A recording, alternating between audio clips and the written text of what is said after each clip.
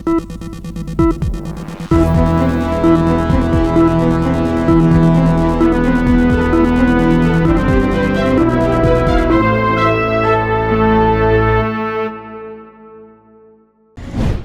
की मझधार में अकेले उतरेगी बसपा की नैया। बसपा सुप्रीमो की स्ट्रैटेजी का नया दांव। मायावती ने कर दिया बड़ा ऐलान। मायावती का नया फैसला कराएगा बसपा की वापसी। यूपी में 10 सीटों पर होने वाले उपचुनाव की तैयारियां जोरों शोरों पर चल रही हैं और अब उपचुनाव किस तारीख को होंगे ये साफ हो चुका है। उत्तर प्रदेश में विधानसभा की 9 सीटों पर उपचुनाव का ऐलान हो गया है। वहीं चुनाव के फाइनल नतीजे 23 नवंबर को आ जाएंगे। तारीख का ऐलान होने के साथ ही भाजपा के साथ समाजवादी पार्टी, कांग्रेस, बहुजन समाज पार्टी ने कमर कस ली है। 10 में से एक सीट मिल्कीपुर पर चुनाव का ऐलान नहीं हुआ है। वहीं उत्तराखंड की केदारनाथ विधानसभा सीट पर 20 नवंबर को वोटिंग और परिणाम 23 नवंबर को आएगा।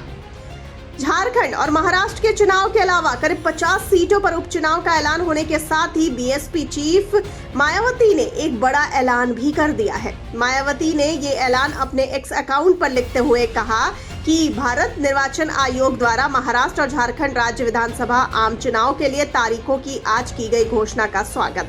चुनाव जितना कम समय में तथा जितना पाक साफ अर्थात धन बल व बाहुबल आदि के अभिशाप से मुक्त हो उतना ही बेहतर, जिसका पूरा दारोमदार चुनाव आयोग पर ही निर्भर।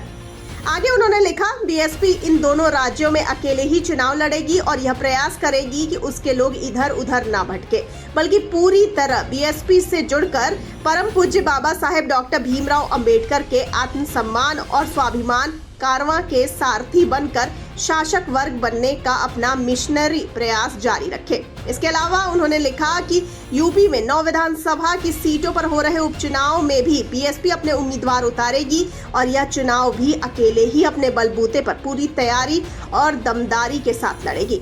गौरतलब है कि यूपी में 10 विधानसभा सीट खाली है, लेकिन अयोध्या की मिल्कीपुर विधानसभा सीट पर उपचुनाव नहीं होगा।